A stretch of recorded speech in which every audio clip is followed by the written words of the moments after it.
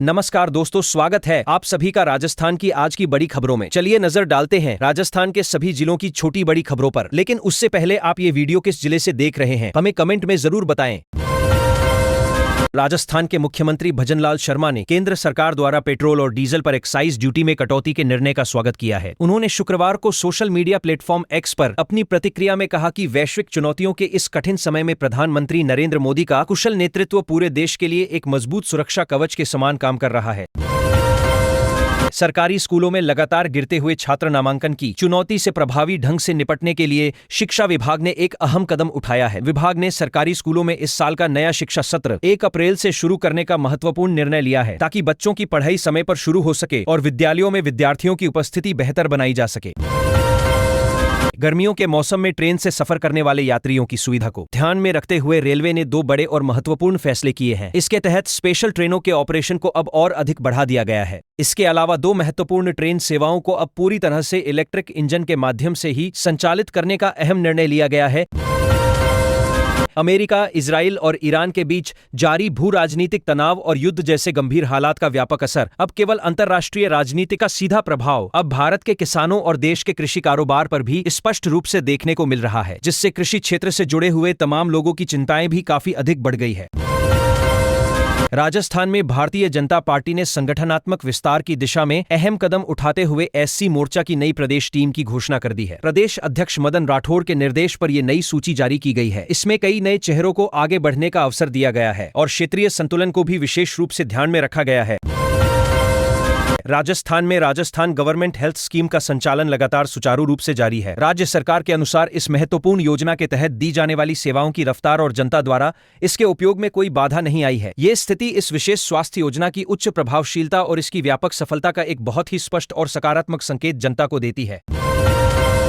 जिला पुलिस अधीक्षक धर्मेंद्र सिंह यादव ने गुरुवार को हमीरगढ़ पुलिस थाने का निरीक्षण किया। उनके थाने पहुंचने पर वहां मौजूद पुलिस बल ने उन्हें पूरे सम्मान के साथ गार्ड ऑफ ऑनर देकर सलामी दी। अपने इस महत्वपूर्ण निरीक्षण के दौरान एसपी यादव ने थाने के विभिन्न अभिलेखों और सभी जरूरी सरकारी रिकॉर्डों की बहुत ही गहनता और बारीकी के साथ जांच पड़ताल पूरी की।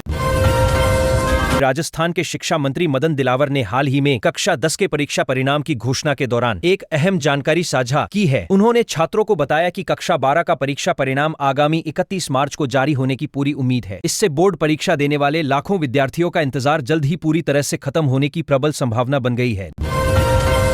भरतपुर जिले में स्थित पोस्ट ऑफिस को बम से उड़ाने की धमकी का फिर से एक ईमेल प्राप्त हुआ है। इस गंभीर धमकी के बाद भरतपुर समेत 10 जिलों में हाई अलर्ट जारी कर दिया गया है। पुलिस अधीक्षक दिगंत आनंद ने सभी पोस्ट ऑफिसों की सुरक्षा बढ़ा दी है। इसके साथ ही किसी भी अप्रिय घटना को रोकने के लिए अतिरिक्त पुलिस बल तैनात किया है।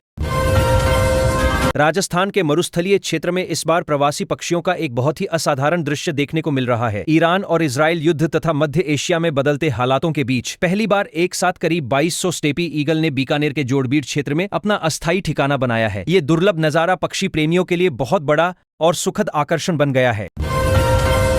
राजस्थान की राजनीति में एक बार फिर से बयानबाजी काफी तेज हो गई है। पूर्व मुख्यमंत्री अशोक गहलोत ने राज्य सरकार के वर्तमान मंत्रियों और सभी विधायकों को एक कड़ी सलाह दी है। उन्होंने स्पष्ट शब्दों में कहा है कि इन सभी नेताओं को अपने बेटों को सरकारी कामकाज और प्रशासनिक दखलअंदाजी से पूरी तरह से दूर रखना चाहिए, ताकि व्यवस्था में पारदर्शिता हमेशा अच्छी तरह बनी रहे। राजस्थान में इन दिनों साइबर ठगी और डिजिटल अरेस्ट के मामलों में लगातार बढ़ोतरी हो रही है। इसी बीच एक बहुत ही गंभीर मामला सामने आया है। इसमें एक 83 वर्षीय वृद्ध महिला को निशाना बनाया गया। जालसाजों ने इस बुजुर्ग महिला से भारी ठगी की और उन पर दबाव बनाकर जबरन समझौता कराने का प्रयास भी किया, जिसकी पुलिस अब पूरी तरह से जांच कर रही है। केंद्र सरकार ने सितंबर 2022 में बीकानेर सहित कई अन्य जिलों में पाइप गैस प्रोजेक्ट का काम एक निजी फर्म को सौंपा था। इस अहम परियोजना के तहत वर्ष 2024 तक घरों, उद्योगों और पेट्रोल पंपों तक सीधे गैस आपूर्ति शुरू करने का लक्ष्य निर्धारित किया गया था। लेकिन तय समय सीमा बीतने के बाद भी धरातल पर अभी तक स्थिति बिल्कुल संतोषजनक नहीं है।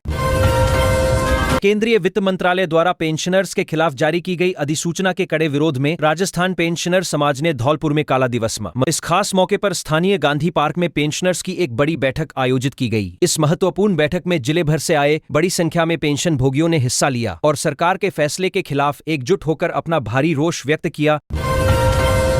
राजस्थान में एक युवक के साथ विदेश में अच्छी नौकरी दिलाने के नाम पर धोखाधड़ी का एक नया मामला सामने आया है। आरोपी प्लेसमेंट एजेंसी ने उस युवक को विदेश में बेहद अच्छी सैलरी वाली नौकरी का झूठा झांसा दिया। इस तरह उन्होंने पीड़ित से करीब 4,32,000 रुपए ऐंठ लिए। पुलिस ने मामला दर्ज कर लिया है और इन ठगों की सघन तलाश शुरू कर दी है।